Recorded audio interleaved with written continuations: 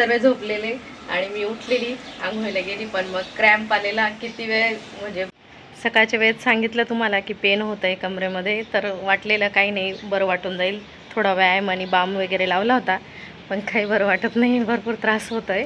तर आता फायनली दवाखान्यात जाऊनच येऊ, एक इंजेक्शन, थोडंफार गोळ्या वगैरे घेऊन येऊ. तर आता पुरोज पप्पा, मी आणि दादू पण येतो आहे. तर जाऊया आपण, चला दवाखान्यात.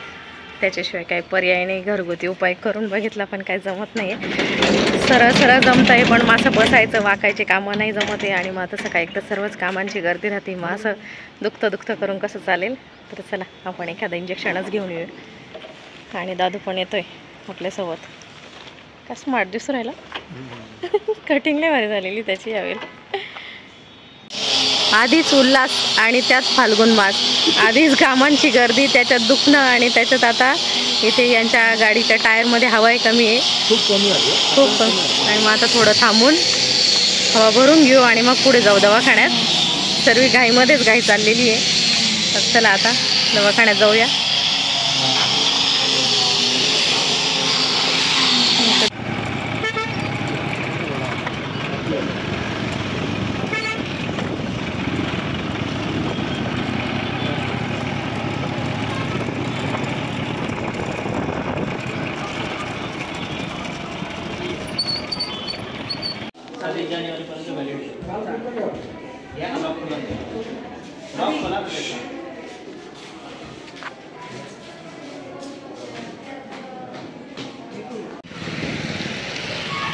आपण दवाखान्यात आलो आहे, इंजेक्शनही घेतलं आणि मेडिसिनही मिळालेले मोफतमध्ये, कारण आपण आलो आहे सरकारी दवाखान्यामध्ये. बघू शकताय भरपूर सुविधा आहे आपल्यासाठी. आपण यायचं टाळतो, पण यायला पाहिजे. आपल्यासाठीच शासनाने एवढ्या चांगल्या सुविधा केलेल्या आहे.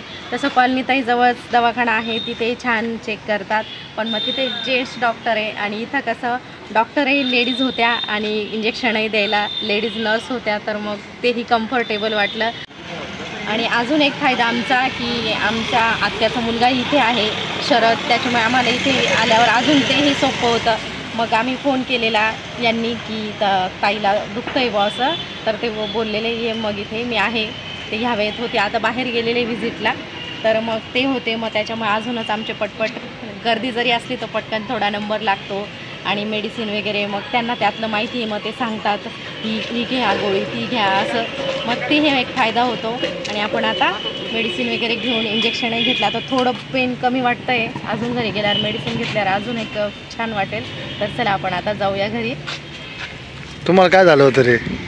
आमच्या इथं हाताला लागलं होतं. अरे बाबू, मग रे तपासला का? हा तपासलं. Okay, good boy. तुला काही नाही का? फक्त मित्राबरोबर शाळेत चालले का? नाही, शाळेतून घरी आलो. हां हां, सकाळच्या शिफ्टला आहे तुम्ही. ओके, चालेल चालेल, चला जाऊया घरी आता.